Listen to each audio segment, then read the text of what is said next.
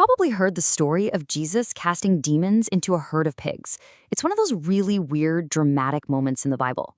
But what if it's way more than just a miracle? What if it's actually a declaration of war? The first shot fired in a cosmic battle to reclaim the entire world. To really get what's going on, we have to start with one simple but very strange question. Yeah, that's the big question, right? Why the pigs? Why would Jesus, who is all-powerful, seem to grant the request of this evil entity? Well, to answer that, we have to understand that this isn't just a story about healing one guy. It's about a strategic military victory. And believe it or not, those pigs are a crucial piece of the puzzle. All right, so let's set the scene. We're jumping into the Gospel of Mark, chapter 5.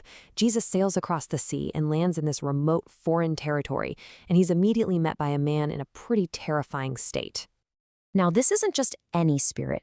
When Jesus asks its name, the answer is chilling. Legion, for we are many.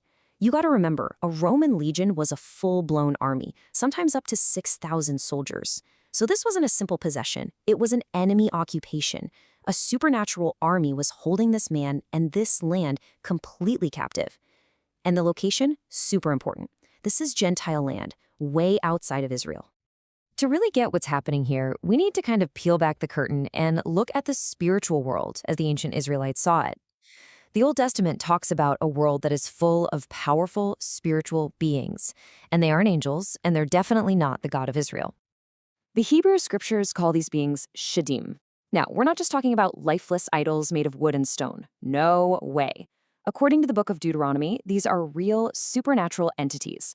Think of them like cosmic rulers assigned to oversee all the different nations of the world. Their job was to rule justly, but they got corrupted. They started demanding worship for themselves, leading humanity away from the one true God. They're like cosmic squatters, territorial gods ruling over their own little chunk of the world. But the Shaddam aren't the only spiritual players on the field. The New Testament introduces another, totally different kind of entity, and these guys are absolutely essential to understanding our story about Legion. These are what we typically call demons. Now, according to ancient Jewish tradition, these are the disembodied spirits of the Nephilim. Remember them? The giants from Genesis 6, the offspring of fallen angels and human women. Since their physical bodies were wiped out in the flood, they're cursed to just wander the earth, totally restless, desperate to find a new body to inhabit, any body, animal or human. And that desperate search for a home is what brings us right back to our story.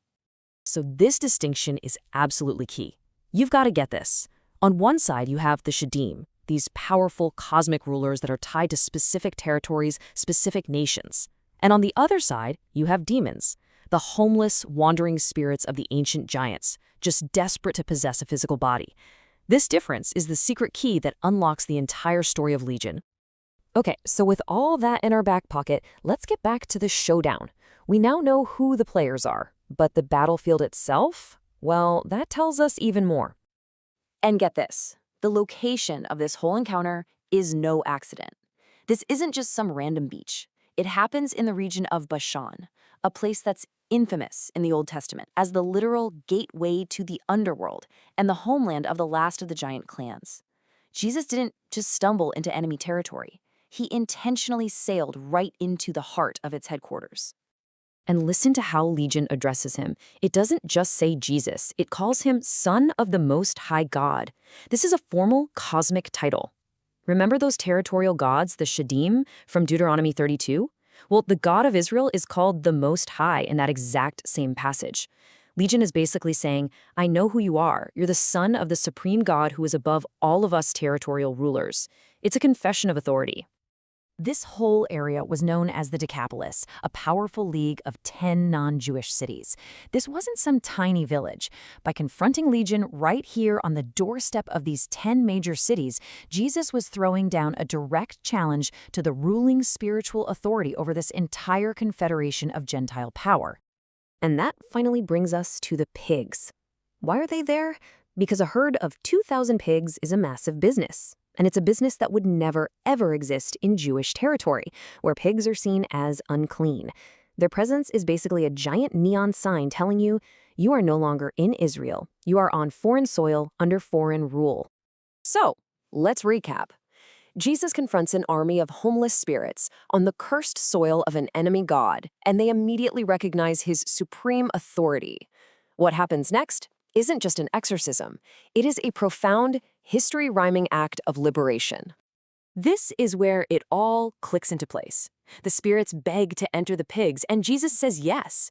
Why? Because he's about to reenact Israel's single most defining victory. Think about it. Just like God defeated the Egyptian army, the ultimate symbol of oppressive evil, by drowning them in the Red Sea, Jesus defeats this occupying spiritual army by sending them to their destruction in the water. It's the same pattern. Right after the victory at the Red Sea, this is what the Israelites sang. They declared their God's supremacy over all the so-called gods of the other nations.